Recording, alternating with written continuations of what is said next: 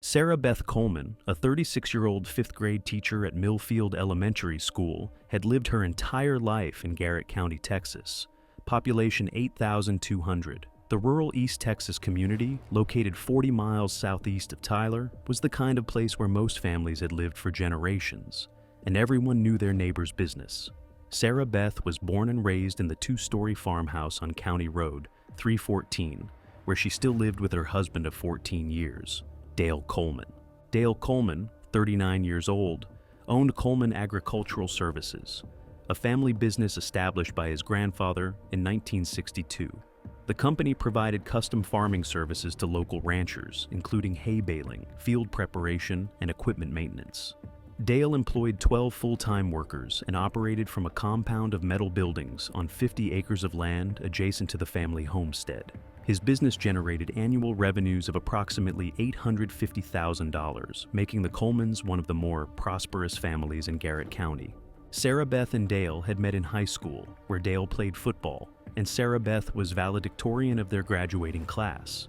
Their relationship was considered a perfect match by the tight-knit community, the successful businessman and the dedicated educator, both from established local families. They married in 1998 at First Baptist Church of Millfield, in a ceremony that was attended by most of the town's residents. The couple had 2 children, Emma, 13 years old, and Luke, 11 years old. Both children attended Millfield Elementary, where Sarah Beth taught, and participated in various community activities including 4-H Club, church youth programs, and local sports leagues. By all external appearances, the Coleman family represented the ideal of small-town American success and stability. However, according to evidence that emerged during subsequent legal proceedings, the Coleman marriage had been deteriorating for several years prior to the events of September 2023. Court documents revealed a pattern of escalating domestic disputes, financial disagreements, and allegations of infidelity that had created significant tension within the household. Sarah Beth's closest friends later testified that Dale had become increasingly controlling and possessive since approximately 2021. According to their statements, Dale monitored Sarah Beth's activities, questioned her about conversations with colleagues, and expressed resentment about her independence and professional relationships. He had also begun drinking more heavily, particularly after work and on weekends. Dale's business associates provided contrasting accounts of his behavior, describing him as hardworking, reliable, and devoted to his family. Several employees stated that Dale often spoke proudly of Sarah Beth's teaching career and their children's achievements. They acknowledged that Dale could be demanding and quick-tempered when under stress, but characterized these traits as typical of successful business owners rather than indicators of serious problems. The conflicting perceptions of Dale's character would later become central to the community divide that developed following the shooting. Those who knew Dale primarily through business relationships saw him as a respected local entrepreneur, while Sarah Beth's supporters viewed him as a controlling husband whose behavior had become increasingly threatening. Financial records later reviewed during the investigation revealed that the Coleman family's outward prosperity masked significant underlying problems. Dale's business had experienced declining profits since 2022 due to increased competition from larger agricultural service companies and rising operational costs. The company's debt load had increased to over $340,000, including equipment loans, property mortgages, and unpaid supplier invoices. Additionally, Dale had been making substantial personal expenditures that strained the family's finances. Bank records showed regular charges at restaurants, bars, and entertainment venues in Tyler and other nearby cities, often during weekday business hours. These expenses totaled approximately $18,000 over the 6 months preceding the shooting, money that came from accounts intended for household expenses and the children's college savings.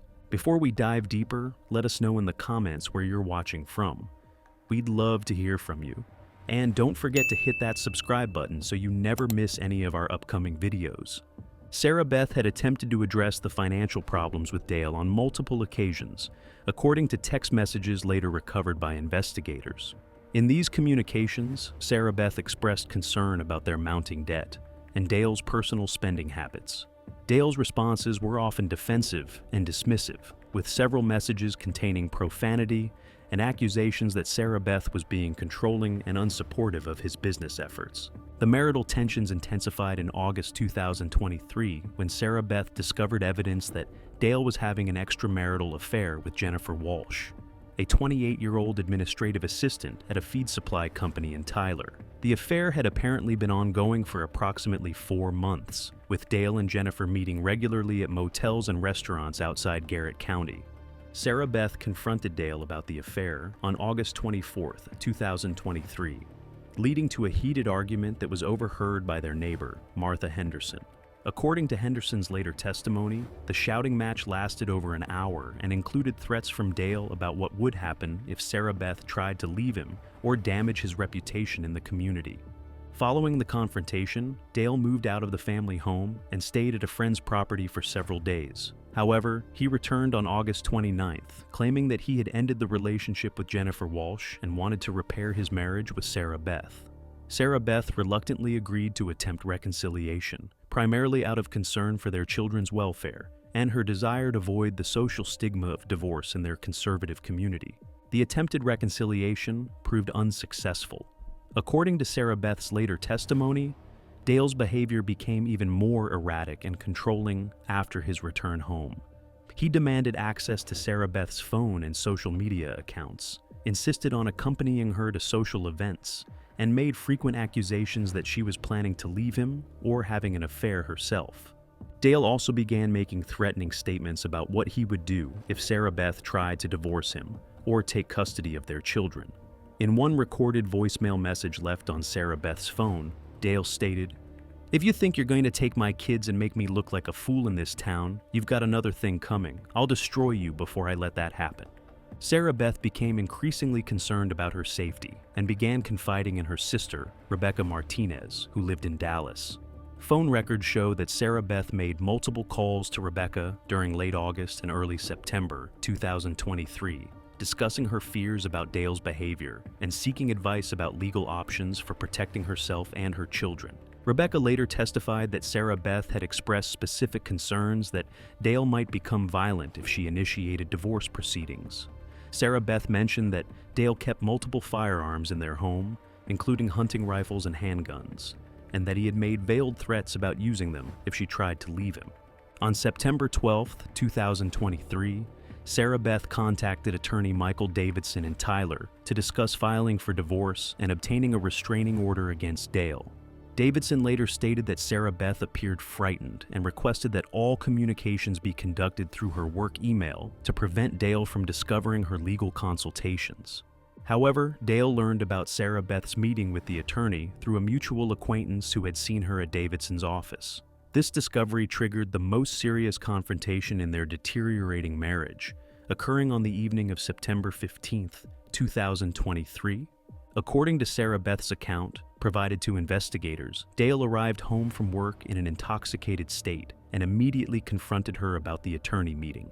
He accused her of plotting against him and threatened to take custody of the children by claiming that Sarah Beth was mentally unstable and unfit to be a mother. The argument escalated when Dale began throwing household items and punching holes in the walls of their home. Emma and Luke were present during the initial confrontation, but fled to their rooms when Dale's behavior became violent. Sarah Beth later stated that she feared for her children's safety as well as her own.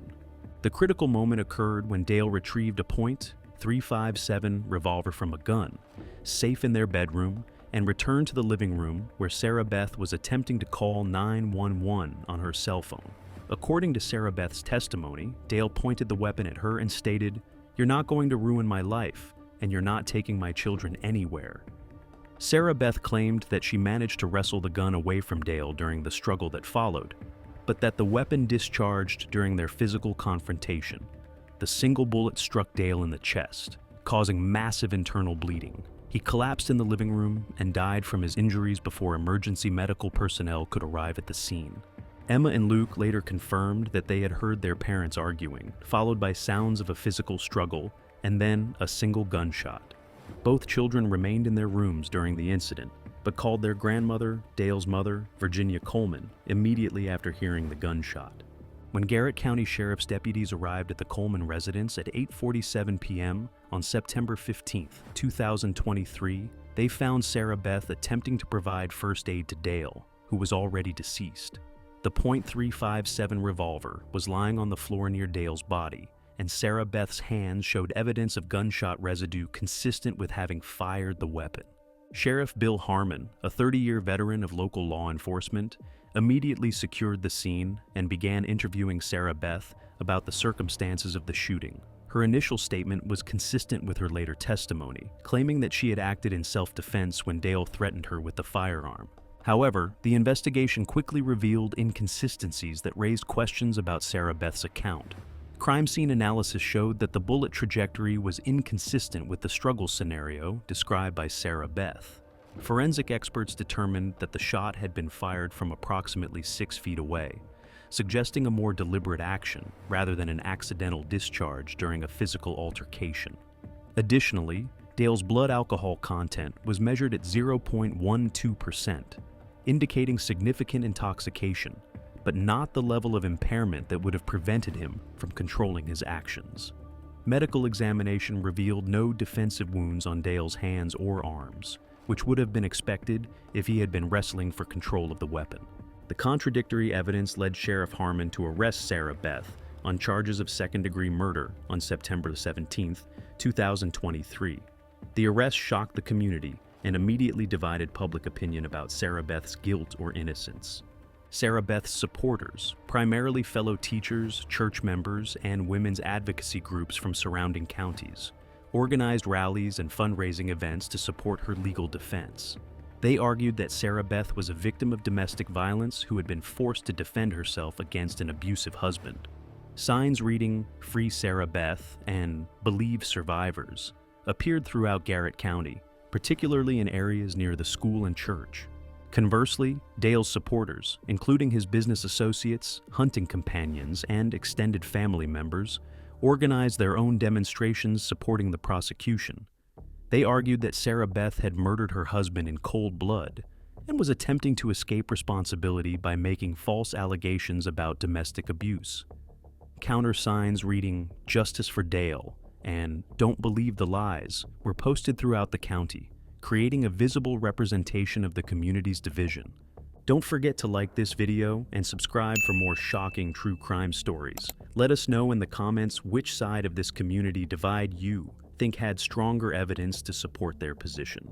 The polarization intensified when details of the couple's private lives became public through court proceedings and local gossip networks. Supporters of Sarah Beth pointed to evidence of Dale's affair, his increased drinking, and testimony from witnesses who had observed his controlling behavior toward his wife. They argued that Dale's threats and possession of firearms created a legitimate fear for Sarah Beth's safety that justified her actions. Dale's supporters countered by highlighting Sarah Beth's apparent premeditation in consulting with a divorce attorney and her inconsistent statements to investigators. They also emphasized Dale's status as a successful businessman and community leader, arguing that the domestic violence allegations were fabricated to provide cover for a calculated murder. The case became a flashpoint for broader debates about domestic violence, gun rights, and gender roles in rural communities. National media attention focused on Garrett County as an example of how high-profile criminal cases can divide small communities along ideological lines. Local businesses were forced to take implicit sides as customers boycotted establishments based on their perceived support for either Sarah Beth or Dale. The Garrett County Chamber of Commerce reported that several businesses experienced significant revenue losses due to the ongoing controversy, and some longtime friendships were permanently damaged by disagreements over the case. The children, Emma and Luke, became innocent victims of the community divide. They were removed from Sarah Beth's custody following her arrest and placed with Dale's parents, Virginia and Robert Coleman, who had been granted temporary guardianship. However, the arrangement created additional controversy when Sarah Beth's supporters argued that the children were being influenced against their mother by Dale's family. School officials at Millfield Elementary reported that both children were struggling academically and socially due to the ongoing media attention and community conflicts surrounding their parents. Counseling services were provided, but the children's psychological welfare remained a significant concern throughout the legal proceedings. The prosecution's case was led by District Attorney Frank Morrison, who argued that Sarah Beth had planned to kill her husband rather than face the financial and social consequences of a messy divorce. Morrison presented evidence that Sarah Beth had researched Texas self-defense laws in the weeks before the shooting and had deleted text messages from her phone that might have revealed her true intentions. The prosecution also highlighted inconsistencies between Sarah Beth's initial statement to police and her later testimony, particularly regarding the sequence of events that led to the gun being fired. Expert witnesses testified that the physical evidence was more consistent with an intentional shooting than with the accidental discharge described by Sarah Beth. Sarah Beth's defense was handled by a team of attorneys from Dallas, led by prominent criminal defense lawyer Catherine Rodriguez.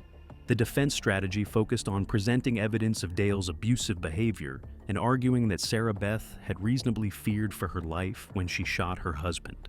Defense witnesses testified about Dale's increasingly erratic behavior, his threats towards Sarah Beth, and his history of violence during domestic disputes. The defense also presented expert testimony about the psychological effects of domestic violence and how victims often experience inconsistencies in their recollections due to trauma. The trial began in March 2024 and lasted for 3 weeks, with extensive media coverage and daily protests by supporters of both sides outside the courthouse. The courtroom was packed throughout the proceedings, with families and friends of both Sarah Beth and Dale attending every session. Testimony from Emma and Luke proved to be the most emotionally charged aspect of the trial. Both children were interviewed by the court in private sessions, with their statements presented to the jury through video recordings to minimize additional trauma. Emma's testimony supported her mother's claims about Dale's threatening behavior, stating that she had heard her father make angry statements about preventing Sarah Beth from leaving him. However, Luke's account was less favorable to Sarah Beth, describing his father as loving and stating that he had not witnessed the specific threats that Sarah Beth claimed to have received. The jury deliberated for 18 hours over 3 days before reaching their verdict. The extended deliberation period reflected the complexity of the case and the conflicting evidence presented by both sides. On March 28, 2024, the jury found Sarah Beth Coleman guilty of manslaughter rather than the second-degree murder charge initially filed by prosecutors. The verdict suggested that jurors believed Sarah Beth had acted recklessly rather than with premeditated intent to kill, but rejected her claim of complete self-defense. Under Texas law, the manslaughter conviction carried a sentence of 2 to 20 years in state prison. Judge Patricia Williams sentenced Sarah Beth to 12 years imprisonment with eligibility for parole after serving 6 years. The verdict satisfied neither side completely. Sarah Beth's supporters argued that she should have been acquitted based on self-defense, while Dale's supporters felt that the reduced charge failed to adequately reflect the severity of his murder. Sarah Beth filed an appeal of her conviction, arguing that the trial court had erred in excluding certain evidence about Dale's history of domestic violence. The appeal process continued throughout 2024, with oral arguments scheduled for early 2025. The community division persisted long after the trial concluded. Local elections in November 2024 were influenced by candidates' perceived positions on the Coleman case, with several longtime office holders losing re-election bids due to their statements about Sarah Beth's guilt or innocence. Emma and Luke Coleman remained in the custody of their paternal grandparents, with limited visitation rights granted to Sarah Beth during her imprisonment. Family court proceedings to determine permanent custody arrangements were ongoing as of late 2024. The Coleman family home on County Road 314 was sold in June 2024, with proceeds held in trust for Emma and Luke's education expenses. Dale's agricultural services business was liquidated to pay outstanding debts, resulting in the loss of 12 jobs in the small community. Sarah Beth Coleman is currently serving her sentence at the Dr. Lane Murray Unit in Gatesville, Texas. She has maintained her innocence and continues to assert that she acted in self-defense when she shot her husband. The case prompted legislative discussions in Texas about improving domestic violence, reporting procedures, and training law enforcement officers to better recognize signs of abuse in rural communities. Several advocacy organizations have used the Coleman case as an example of how domestic violence cases can be complicated by community loyalties and social pressures. Virginia and Robert Coleman established a memorial scholarship in Dale's name at the local high school, while Sarah Beth's supporters created a legal defense fund that continues to raise money for her appeal efforts. The Garrett County community remains divided over the Coleman case, with some residents refusing to discuss the matter publicly due to its continuing impact on local relationships. The case has become a permanent part of the county's history, representing how a single tragic incident can expose deep-seated divisions within seemingly harmonious communities. Mental health services were expanded in Garrett County following the Coleman case, with particular attention to providing counseling for children affected by domestic violence and community trauma. The local school district implemented new protocols for identifying and supporting students dealing with family crisis situations. The long-term effects of the community division continue to influence social relationships, business interactions, and political affiliations throughout Garrett County. Many residents express hope that time will eventually heal the wounds created by the Coleman case, but acknowledge that the community may never fully return to its previous state of cohesion. The case remains a subject of ongoing study by criminologists and sociologists interested in how high-profile criminal cases affect small communities, particularly in regions where traditional values and changing social attitudes create tension around issues of domestic violence and women's rights. Sarah Beth Coleman's earliest possible parole date is September 2030, though successful appeal of her conviction could result in earlier release or a new trial. The community continues to wait for final resolution of the legal proceedings while grappling with the lasting impact of a case that transformed their quiet county into a national symbol of America's cultural divisions.